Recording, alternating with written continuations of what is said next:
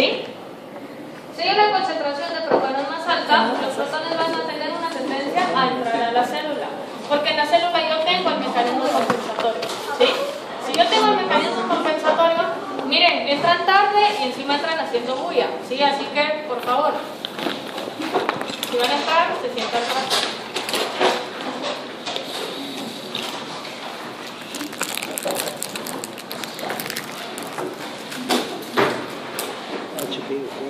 Bueno, entonces, decíamos que había más protones fuera, entonces los protones van a entrar. ¿Por qué? Porque dentro está el mecanismo amortiguador.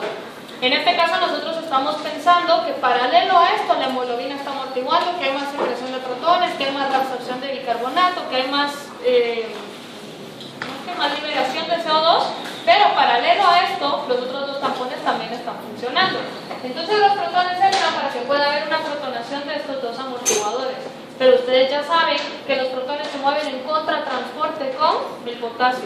Quiere decir entonces que el potasio va a salir de la célula y los protones van a entrar. Y por eso decíamos que en procesos de acidosis nosotros tenemos hipercalemias, ¿sí? O hiperpotasiemias, porque es lo que nosotros medimos a nivel fisiológico. ¿Sí se entiende esta parte? ¿Sí? El proceso contrario en alcalosis quiere decir que la concentración de protones fuera está deficiente. ¿Qué van a hacer los tampones? De estar protonados van a pasar a estar desprotonados ahora. ¿Qué van a hacer con el protón? Liberarlo para que el protón pueda salir. Se mueve en contratransporte con el potasio, quiere decir que ahora potasio entra. ¿Cómo mido el potasio fuera? Lo mido bajo. Y por eso la alcalosis está relacionado a procesos de hipocalemia. ¿Sí? Profesor, no entendí eso que dijo de cómo medir ahorita el potasio fuera también. O sea, ¿Cómo así? ¿Cómo medir? lo último que dijo de medir el potasio fuera. Ajá. O sea, solo es para medir otra vez si siguen alcalosis o... Es que eran dos diapositivas diferentes. Esta es acidosis y esta es alcalosis. ¿Sí? En acidosis aumenta potasio, que sería esta, aumenta potasio fuera, y en alcalosis disminuye potasio. ¿Sí? Porque estamos nosotros tratando de sacar más protones para que ese pH que está alto baje. ¿Sí? Es parte del mecanismo compensatorio. Va. Yo tengo una duda. ¿Cuándo dijimos que los protones de potasio se transferían en otro transporte? Lo dijimos en la clase de equilibrio hidroelectrolítico hace como semana y media. Pero no era que, o sea, que era con el sodio, o sea, que podía ser potasio o protonio. Eso es a nivel de aldosterona. Ajá, por eso. Ajá.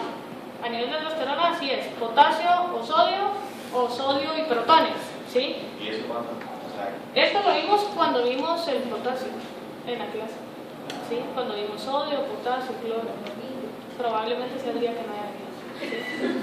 Bueno, entonces acá los desórdenes del equilibrio ácido-base son más fácilmente clasificados según la causa inmediata. O sea, si la causa es a nivel respiratorio, va a ser una alcalosis o una acidosis respiratoria, ¿sí?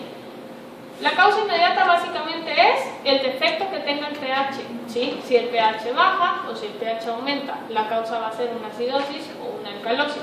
Y luego la clasificación de la acidosis-alcalosis va a ser según el origen. ¿Qué está causando la acidosis? ¿Es respiratoria o es metabólica? ¿Qué está causando la alcalosis? ¿Es respiratoria o es metabólica? ¿Se entiende la clasificación acá? ¿Sí? La causa es a nivel de pH, lo sube o lo baja. Y luego el origen es respiratorio o metabólico. Entonces eso nos da 4 desórdenes del equilibrio ácido-base. Acidosis metabólica, acidosis respiratoria, alcalosis metabólica, alcalosis respiratoria. ¿Sí? Dependiendo de cuál sea el origen. Importante saber que si el origen es respiratorio, la compensación va a ser renal. Que si el origen es, ¿qué me toca? Renal, la compensación va a ser respiratoria. ¿Sí? ¿Cómo voy a identificar? O sea, la causa. Ahorita vamos a ver ejemplos. ¿Sí? Va a depender de qué sea lo que esté aumentando. Por ejemplo, si usted sabe, si se recuerda ayer nosotros decíamos, un proceso de alcalosis puede ser por aumento de base o por deficiencia de ácido. ¿Sí? Está hablando de dos acidosis. Si es aumento de base, la causa es metabólica. Si es deficiencia de ácido, la causa es respiratoria. Porque el ácido era el componente respiratorio y la base era el componente renal. ¿Sí? Luego decíamos, ¿qué le dije ahorita? Acidosis. La alcalosis podía ser... Era alcalosis, ¿no? Porque si es aumento... Ah, vale, entonces es que no me acordaba que les había hecho. La acidosis entonces podría ser por aumento de ácido o por deficiencia de base. Si la base está en deficiencia es una acidosis metabólica. Si el ácido está en exceso es una acidosis respiratoria. ¿Sí? Entonces básicamente así es como lo vamos a ir clasificando. Entonces, el complejo respiratorio puede ir como controlando la velocidad y la profundidad de la respiración. La velocidad, ustedes saben que es la frecuencia respiratoria, pero la profundidad va a ser la concentración de CO2 que pueda salir y la concentración de oxígeno que puede entrar en presión de gases. Cuando la respiración aumenta, se produce una hiperventilación y el valor de CO2 de la sangre va a disminuir. En este caso, yo estoy hablando de una disminución de ácido. ¿Qué me genera? Una alcalosis. Quiere decir que procesos de hiperventilación están relacionados a alcalosis. Alcalosis. Porque la hiperventilación le mete más oxígeno al cuerpo, le quita CO2, es deficiencia de ácido y están relacionados a alcalosis. ¿Sí? ¿Qué pasa cuando la respiración disminuye? Hay una hipoventilación, la concentración de oxígeno es baja, la concentración de CO2 es alta. ¿Qué pasa con el pH? Va a disminuir. Entonces las hipoventilaciones están relacionadas a procesos de acidosis. La forma más fácil de aprenderse esto, porque puede resultar un poco confuso y se quedan hiperventilación, era acidosis o alcalosis, y se pierden ahí, es encontrarle la lógica, es encontrarle el sentido. Y el sentido viene a partir de la profundidad de la respiración. ¿Qué le estoy metiendo si estoy hiperventilando? Le estoy metiendo más oxígeno, ¿sí? Entonces va a ser una acidosis por deficiencia, una alcalosis por deficiencia de ácido, ¿sí? Si se fijan, aquí va indirectamente su pregunta, ¿sí? En los dos casos, ¿qué estoy alterando? El ácido, ¿sí? En uno hay deficiencia de ácido y en otro hay un exceso de ácido. Quiere decir que en este caso, la causa sería una alcalosis o una acidosis. Las dos de origen respiratorio, porque tienen relación con el ácido, ¿sí? Va. Pero no, entonces esto sería ya más que todo por compensación, ya lo que está haciendo con para... Esto no es compensación todavía, esto es la deficiencia. Pensemos, por ejemplo, en un paciente asmático. En un paciente asmático cuando tiene una crisis de asma, ¿qué tiene? ¿Hipoventilación o hiperventilación? Hipoventilación. Si tiene hipoventilación va a estar asociado a un proceso de acidosis, ¿sí? La compensación va a ser renal, a nivel de bicarbonato, ¿sí? Pero, o sea, sin tratamiento. Entonces la compensación del mismo cuerpo va a ser a nivel de... menos oxígeno de la cantidad que sale de oxígeno. Exacto, ¿sí? Entonces acá, ¿cómo yo puedo medir yo gases arteriales? Si se recuerdan, ayer poníamos un ejemplo y decíamos un equipo de laboratorio que solo les mide presión de oxígeno, presión de CO2 y el pH. ¿Se recuerdan de eso? ¿Sí? Entonces en este caso, lo que yo quiero que vean es que nosotros tenemos mediciones directas y mediciones indirectas. ¿Se recuerdan que les dije? A partir de hoy ya no hay excusa con no sé calcular la concentración de bicarbonato, porque por fórmula ustedes podían saber qué concentración de bicarbonato tenía su paciente, ¿se recuerdan? ¿Sí? Va. Esa medición de bicarbonato es una medición indirecta, porque ustedes pueden saber cuándo tienen, pero nunca hicieron la medición. ¿Sí se entiende? Entonces, mediciones directas son las que detecte directamente el equipo. Las indirectas son todas las que logren sacarse por cálculos, por factores de disolución, etc. ¿Sí? O por medición de algún otro producto y saber más o menos cuál es. Va a depender de cuál sea el principio de reacción, pero no nos vamos a meter a eso. ¿Sí? Entonces, medición directa, tengo presión parcial de oxígeno disuelto en plasma, presión parcial de dióxido de carbono disuelto en plasma y el grado de acidez o alcalinidad del plasma, que es el pH. O sea, presión de oxígeno, presión de CO2 y pH. Las tres cosas que les decía ayer. Luego, medición indirecta, tengo el CO2 total. ¿Cuál sería la medición de CO2 total? El CO2 acuoso más el CO2 gaseoso, ¿sí?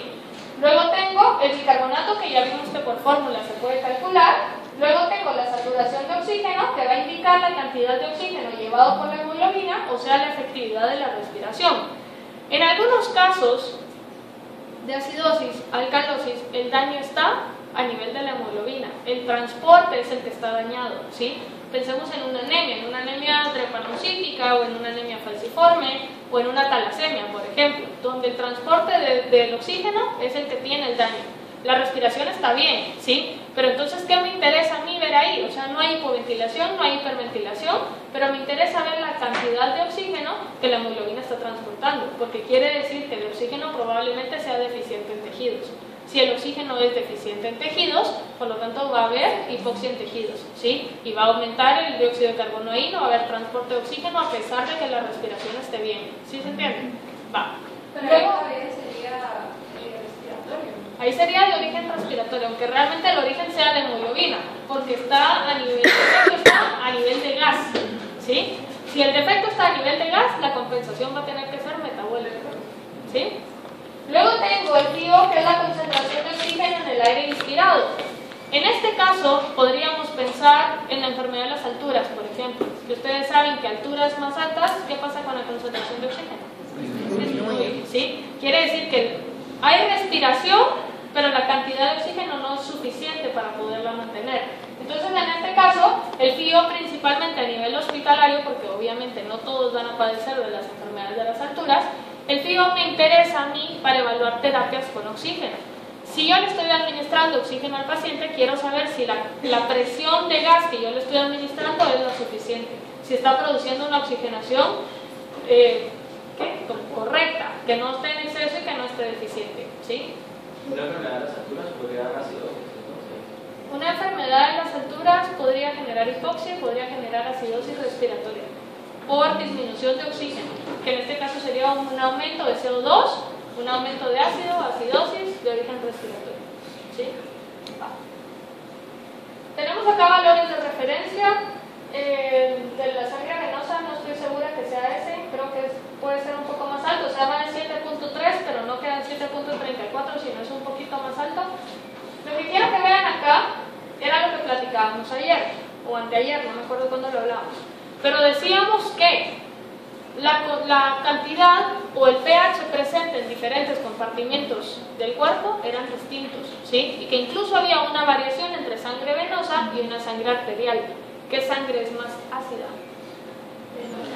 La venosa. ¿Por qué? Porque tiene más CO2. Porque tiene más CO2 y la arterial tiene más oxígeno. Entonces, importante, el valor de referencia es en una sangre de origen arterial. Importante. Porque a veces no le quieren hacer la prueba de gases arteriales al paciente y deciden hacérselo venoso. No les va a servir absolutamente nada, porque todos los valores de referencia están a nivel arterial, ¿sí? Entonces, en este caso, que quiero que vean que la presión de CO2 es mayor en sangre venosa y que la presión de oxígeno es menor, mucho menor en sangre venosa.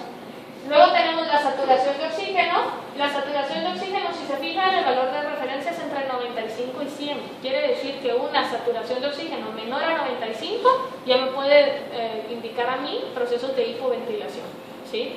Pero vean, si no les dio la gana sacar la sangre arterial, pero le hicieron venosa, una saturación de oxígeno del 60% es una saturación muy baja para estar en sangre arterial, ¿sí? Entonces es importante el origen de la muestra acá.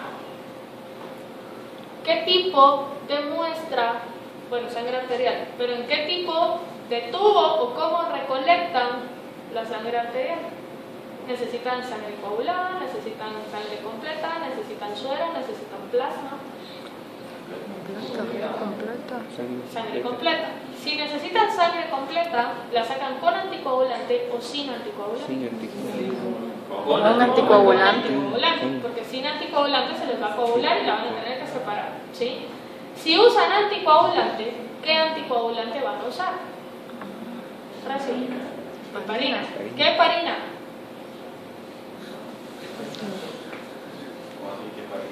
Hay diferentes heparinas, heparina de litio, heparina de sodio, y eso se los dijeron cuando les vinieron a dar la platicación. Es sodio, ¿no? Es sodio.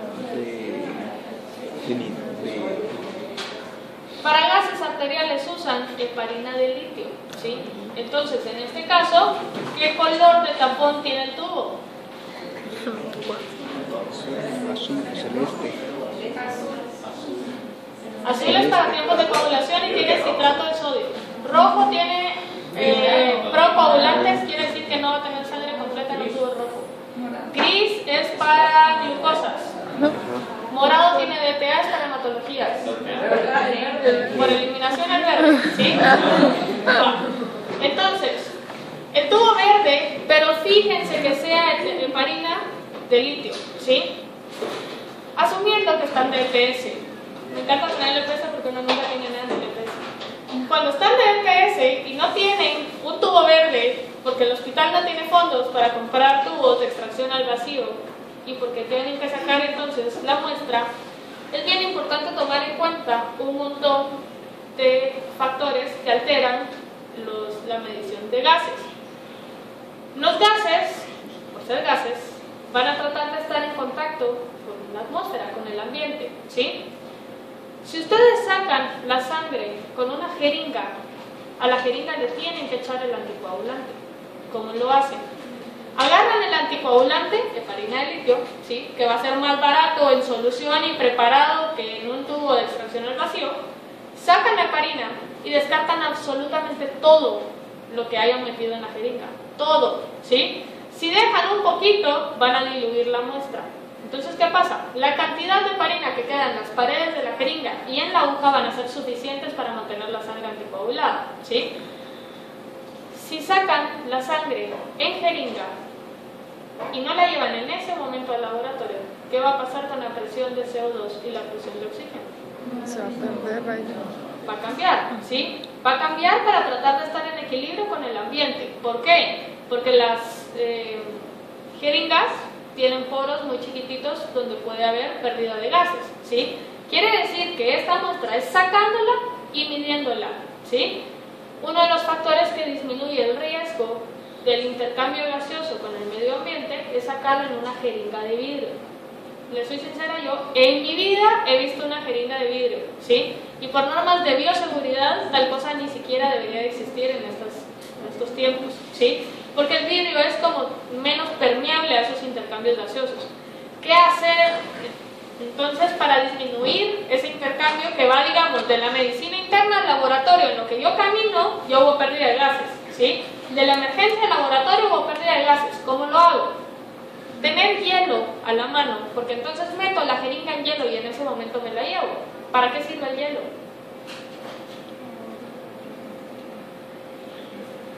Por la densidad. ¿Qué va a hacer el hielo en la muestra? No tengo hielo, solo así me la voy a llevar. Ajá, si hay menos movimiento, ¿qué pasa?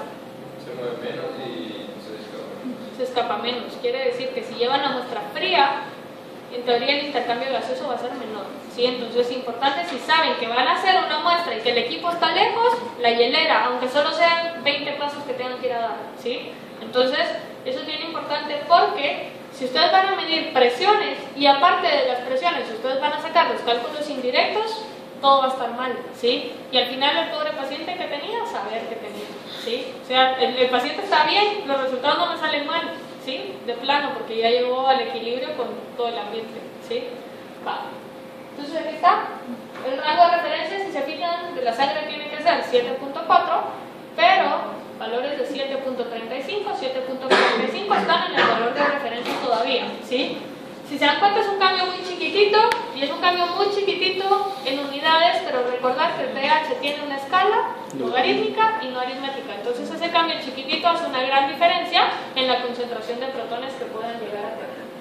Aquí hay otros valores de referencia, tenemos entonces ya la concentración de protones, el pH, presiones de CO2, oxígeno y concentraciones de bicarbonato, ¿sí? Entonces si se fijan, hablábamos de un valor de 24, ahorita ya le pusimos un rango un poquito más alto, ¿sí? Siempre y cuando se mantenga la parte del CO2. El CO2 está en kilopascales, quiere decir que es acuoso o gaseoso. Gaseoso. ¿Qué hacen para convertirlo en acuoso? Si solo se sabe el factor de dilución de milímetros de mercurio, lo pasa a milímetros de mercurio y multiplica por ese factor. Si tiene el factor de dilución de kilopascales, que no estoy segura, pero creo que es 0.23, multiplica por ese otro factor de disolución, ¿sí? Vale. Si se fijan, aquí el pH de la sangre venosa ya no aparece igual que en la anterior, ¿sí? Aquí sí ya aparece bien. La imagen anterior no me acuerdo de dónde la saqué. Creo que entonces aquí ya está, ¿sí? Va. La clasificación según la causa, entonces decimos, si el cambio primario afecta la presión de CO2, es respiratorio.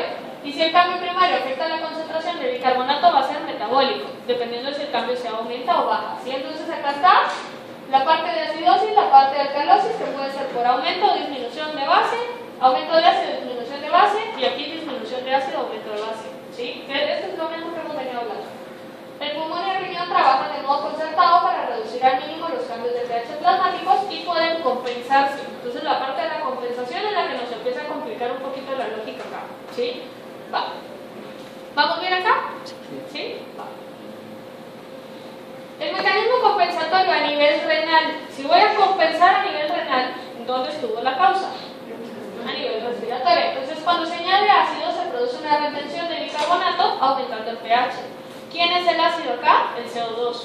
Cuando yo aumento CO2, voy a retener bicarbonato porque era lo que hablábamos ayer. Un aumento en el CO2 va a generar una retención más de bicarbonato para que la proporción 20 a 1 se mantenga. Cuando se añade base, se produce una excreción de bicarbonato disminuyendo el pH. Si yo tengo ácido normal y tenía mucha base, ahora disminuyo base para que pueda salir, ¿sí? A nivel pulmonar, cuando se añade ácido, se produce una hiperventilación, disminuyendo la presión de CO2 y aumentando el pH. Cuando se añade base, se produce una hipoventilación, reteniendo los niveles de CO2 y disminuyendo el pH. O sea, si la compensación está a nivel pulmonar, la causa estaba a nivel metabólico. Bueno, aquí entonces disminuyó la presión de CO2, acidosis o alcalosis. Alcalosis, por disminución de ácido, ¿sí? ¿Qué pasa con el pH? Aumenta. ¿Qué va a pasar a nivel renal? Si se fijan, la disminución de bicarbonato va a bajar. ¿Por qué? Porque tenía poco ácido. Quiere decir ahora que yo necesito tener poca base para que la relación 20 a 1 se dé. ¿Sí se entiende? Va. Disminuye la concentración, ¿cómo? Con secreciones, y estos procesos no los hemos visto todavía, así que ignoremos. Pero entonces lo que me interesa es esto. Bicarbonato en plasma disminuyó. Hay algo importante acá. Si se dan cuenta, la compensación a nivel renal es más lenta. ¿Por qué? Porque va con un volumen de filtración, va con un volumen de secreción, con un volumen de excreción, que yo no puedo controlar de forma inmediata, ¿sí? Entonces toma días poder compensar el pH de esta forma. Esta sería una alcalosis respiratoria, porque el daño está a nivel respiratorio y la compensación está a nivel renal, ¿sí? Luego yo veo acá una pérdida de protones, acidosis o alcalosis. Alcalosis. Pero ahora el origen es metabólico, ¿sí? ¿Qué pasa con el pH? Aumenta el pH. Una pérdida de protones puede ser un aumento de base también. Entonces, si se dan cuenta, las dos causas aquí son metabólicas. Y las dos causas están generando un aumento en el pH. ¿Qué pasa con la compensación? Si la compensación es metabólica, la compensación tiene que ser a nivel respiratorio. ¿Qué hago a nivel respiratorio? Aumentar la presión de CO2. ¿Por qué? Porque como yo tenía una base acá, ahora voy a aumentar el ácido. ¿Sí se entiende? Aumento ácido y la proporción 20 a 1 regresa a la normalidad. Hay algo interesante acá. Vean el tiempo de compensación. Es inmediato, ¿sí? La respiración es inmediata, pero el componente metabólico puede tener en procesos crónicos una compensación misma renal. ¿Cómo va a ser la compensación renal acá? Disminuyendo concentraciones de bicarbonato en base a como estaban en plasma. Si estaban aumentando en plasma, la secreción renal de bicarbonato va a aumentar. ¿Sí se entiende? Solo diciendo, cuando dice que disminuyendo bicarbonato, se refiere a que lo estamos orinando. A que lo está orinando, a que lo está excretando. O sea, sería regulación metabólica con Estaría hablando de una causa metabólica con una compensación metabólica, pero en un proceso crónico, ¿sí? En un proceso inmediato, en un proceso agudo, la respiración va a ser disminuir la ventilación para que aumente la concentración de CO2 plasmática. Quiere decir que con una hipoventilación. ¿Sí se entiende acá? ¿Anoté? Va. En la acidosis vamos a hablar ahora de mecanismos descompensados y mecanismos compensados. ¿Se recuerdan que ya yo les decía? Si yo tenía mucho ácido, la compensación inicial iba a ser aumentar la base, pero al final, para terminar la compensar, yo necesitaba reabsorber más esto mientras esto iba saliendo. ¿Se recuerdan?